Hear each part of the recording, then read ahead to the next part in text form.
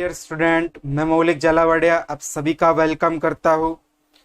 Today in this lecture we discuss about ozone O3।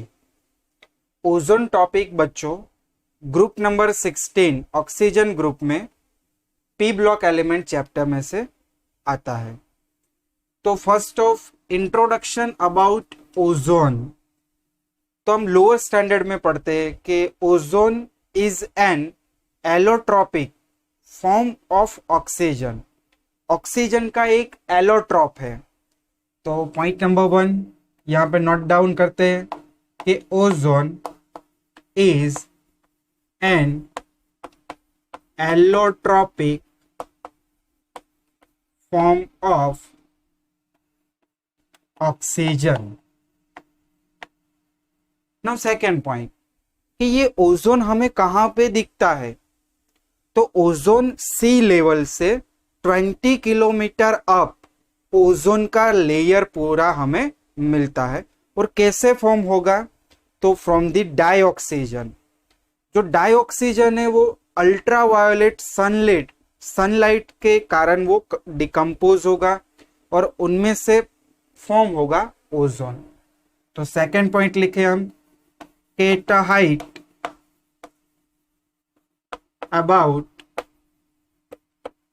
20 kilometer formation of ozone from dioxygen in presence of sunlight. देखो sunlight के जो radiations होते हैं वो oxygen double bond oxygen को break करे, ऐसा होगा इनका preparation. Oxygen double bond oxygen, oxygen double bond oxygen, oxygen double bond oxygen, ये ऑक्सीजन के मॉलिक्यूल्स है। तो यहाँ पे क्या होगा, सनलाइट के कारण oxygen double bond oxygen break हो गए और ये पूरा यहाँ पे क्या बना देगा, ऐसे ओजोन बना देगा। ऐसे दो मॉलिक्यूल्स ओजोन के यहाँ पे फॉर्म होते हैं। तो सेकेंड पॉइंट हमने यहाँ पे समझा कि कहाँ पे ओजोन आपको मिलेगा। तो ओजोन 20 किलोमीटर हाइट पे होता है। कैसे फॉर्मेशन होगा? डाइऑक्सीजन में से होगा। तीसरा पॉइंट जो हम लोअर स्टैंडर्ड में देख चुके हैं कि how to useful this ozone layer. तो ओजोन लेयर हमें कैसे यूजफुल है? तो ओजोन लेयर के कारण जो अल्ट्रावायोलेट रेडिएशन का कंसंट्रेशन है वो अर्थ की सरफेस पे आते आते डिक्रीज हो जाता है। यानी उनका जो रेडिएशन है वो रेडिएशन क्या होता है, कम हो जाता है। तो थर्ड पॉइंट लिखेंगे ओजोन यूजफुल इन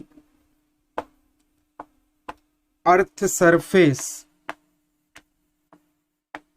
ओजोन यूजफुल होता है in earth surface by protect excess concentration of ultraviolet यानी UV radiation.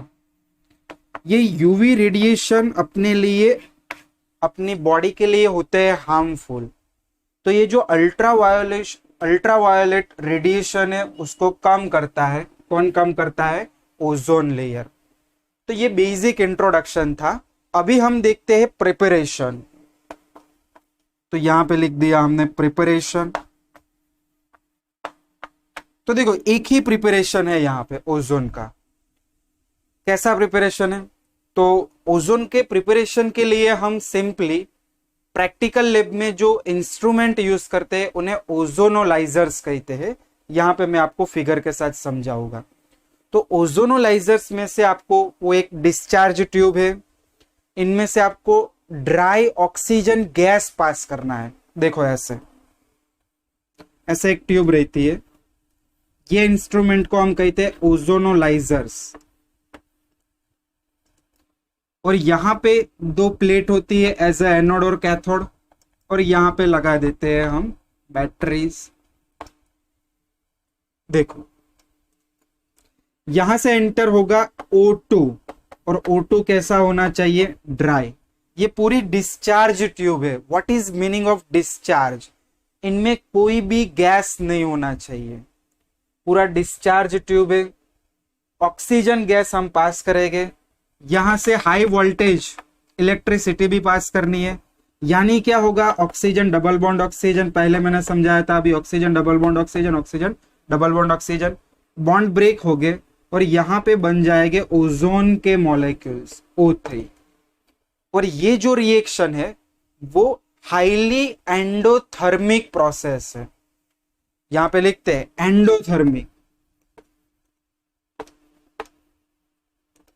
What is meaning of endothermic, तो एंडोथर्मिक रिएक्शन करने के लिए आपको हीट सप्लाई करनी पड़ती है, हीट देना पड़ता है।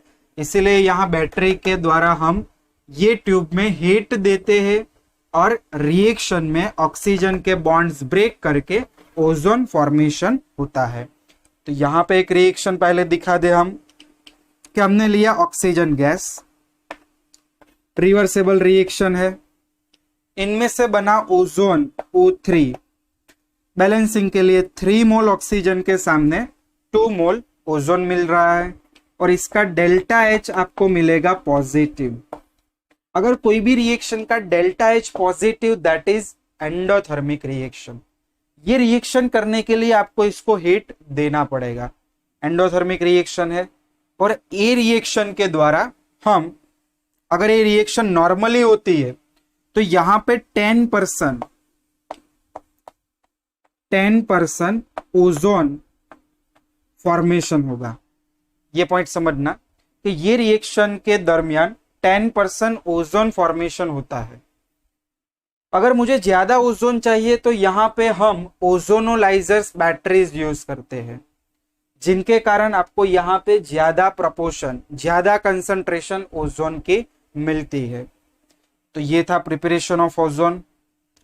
3 बात यहां पे क्लियर करनी है। ओजोन कैसे बना, ड्राई ऑक्सीजन गैस पास किया हमने, ओजोन मिला। ओजोन की रिएक्शन कैसी है, एंडोथर्मिक रिएक्शन है। ये रिएक्शन 10% ओजोन प्रोड्यूस करता है, और ये जो ओजोन है इसे हम क्या कहते हैं, एलोट्रोप्स ऑफ डाई ऑक्सीजन। इसको हम कहते हैं एलोट्रोप ऑफ डाई ऑक्सीजन। और अगर हमें मोर ओजोन चाहिए तो यहाँ पे ऐसे हम इंस्ट्रूमेंट यूज करते हैं, ओजोनोलाइजर्स बैटरीज यूज करेंगे, और यहाँ पे हम एक्सेस कंसंट्रेशन ओजोन की मैन्युफैक्चर या प्रोडक्ट कर सकते हैं। तो बेसिक पहला इतना नोट डाउन कर लो, फिर हम इरेज करके आगे देखते हैं। फिर आता है यहाँ पे प्रॉपर्टीज। तो ये कुछ यहाँ पे फिजिकल प्रॉपर्टीज है जो आपको लर्न करनी है, तो मैंने पॉइंट वाइज लिख दिया है। First property, appearance of ozone in different state. तो अगर प्योर ओजोन अपने पास गैसियस स्टेट में है तो उनका कलर लाइट ब्लू कलर होता है, या प्ले ब्लू कलर भी इनको कहते हैं।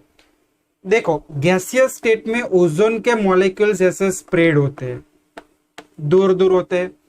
फिर यही ओजोन अगर हम लिक्विफिकेशन कर दे और लिक्विड फॉर्म में ला दे तो मॉलिक्यूल्स नजदीक आ जाएंगे, जिनके कारण light convert into dark blue, ये बन जाएगा dark blue.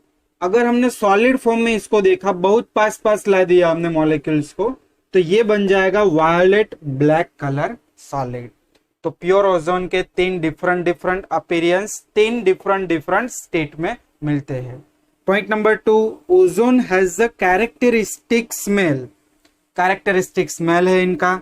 Small concentration of ozone does not harmless.